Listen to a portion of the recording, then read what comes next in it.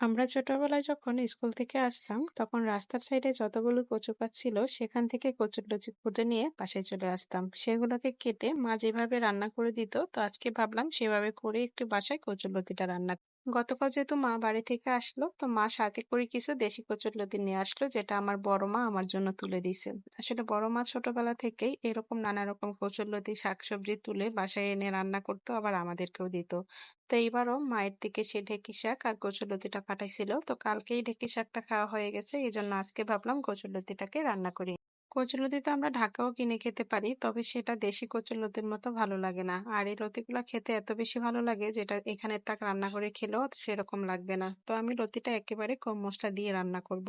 প্রথমে এখানে চিংড়ি মাছগুলোকে ভালো করে পরিষ্কার করে এখন লবণ, হলুদ, মরিচের গুঁড়া আর দিয়ে একটু মেখে রেখে দিলাম। তারপর কড়াইতে তেল দিয়ে একটু সরিষা ফোড়ন দিয়ে দিলাম। তারপর এখানে আগে থেকে মেখে রাখা চিংড়িগুলোকে দিয়ে কিছু সময় মশলা আর চিংড়িটাকে ভালো করে কষিয়ে নিব।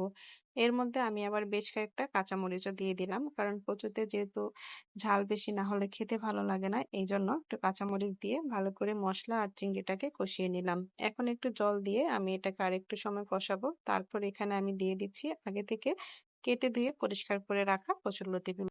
মা সকাল থেকে বসে বসে লতিগুলোকে একটা একটা করে এত সুন্দর করে পরিষ্কার করলো, দেখে যেটা ভালো লাগলো। আসলে আমরা যখন পরিষ্কার করি দেখা যায় এর মধ্যে আঁশটা থেকে যায়, কিন্তু মা একটা একটা করে এত সুন্দর করে পরিষ্কার করে দিল, কোনো আঁশ নেই। আবার পরিষ্কার করার পরে একটু কিছু সময় লবণ দিয়ে মেখে রেখেও দিছি।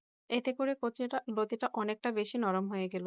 এখন আমি লতিটাকে দিয়ে কিছু সময় এমনিতে নেড়ে চেড়ে তারপর একটা ঢাকনা দিয়ে দিয়ে তারপর একটু ঢেকে দিলাম। কিছুটা সময় এটা ঢাকনা দিয়ে কষিয়ে নেওয়ার পর ঢাকনাটা খুলে এটাকে ভালো করে নেড়ে চেড়ে এখন ঢাকনা ছাড়াই আরো কিছু সময় কষাবো, যাতে করে লতিটা সিদ্ধ হয়ে যায়। লতিটা আমি এক্সট্রা করে আগে কোনো জল দিই নাই, লতি থেকে যে জলটা বের হয়েছিল সেটা দিয়ে লতিটাকে একটু সিদ্ধ করে নিছি।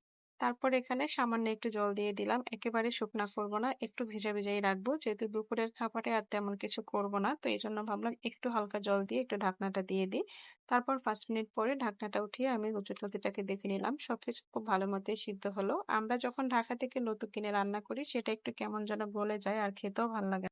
কিন্তু আজকের লতিটা একেবারেই দেখতে মনে হলো সিদ্ধ হয় নাই, কিন্তু অনেক সুন্দর করে সিদ্ধ হয়ে গেল, আবার দেখতেও অনেক বেশি সুন্দর দেখা যাচ্ছে। এখন আমি নামিয়ে নিব। নামানোর আগে যে জিনিসটা আমি দিই, একটুখানি চিনি দিয়ে দিই, যাতে করে এর খাবারের ফ্লেভারটা আরো সুন্দর আসে আর কালারটাও সুন্দর আসে। তারপরে তো চুলায় 5 মিনিট রেখে আমি এখন নামিয়ে নিচ্ছি গরম গরম কচুরলতি আর চিংড়ি।